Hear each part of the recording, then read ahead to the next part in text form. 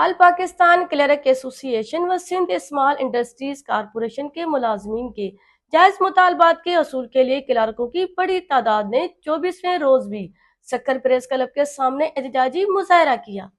زیر قیادت مرکزی و صوبائی و مقامی قیادت عبدالقیوم کوسہ، جان محمد سولنگی، سردار احمد پیرزادہ، اختیار علی مہر و دیگر کی قیادت میں میر معصوم شاہ یونٹ کا دفتر سکھر پریس کلب تک احتجاجی ریلی نکالی گئی اور سکھر پریس کلب کے سامنے احتجاجی مظاہرہ کرتے ہوئے مظاہرین نے شدید نعرے بازی کی۔ اس موقع پر مذکورہ رہنماؤں کا کہنا تھا کہ گزشتہ 7 ماہ سے ملازمین کو تنخواہ ادا نہیں کی گئی اور نہ پینشنرز کو پینشن ادا کی گئی ہے، جس کی وجہ سے ملازمین و پینشنرز مالی مشکلات سے گزر رہے ہیں۔ 2016 سے کلرک اسٹیٹس اپ گریڈ نہیں کیا گیا ہے، 2012 سے گروپ انشورنس تک مکمل نہیں کی گئی ہے، ریٹائرڈ ملازمین کے تمام واجبات ادا نہیں کیے گئے ہیں، تنخواہ پینشن آن لائن نہیں کی جا رہی، جس کی وجہ سے ملازمین و پینشنرز مایوسی کا شکار ہیں۔ رہنماؤں نے مطالبہ کیا کہ حکومت وقت ملازمین کے جائز مطالبات فی الفور تسلیم کر کے ان کے حقوق انہیں دینے میں اپنا کردار ادا کرے، بصورت دیگر احتجاج کا دائرہ بڑھا دیا جائے گا۔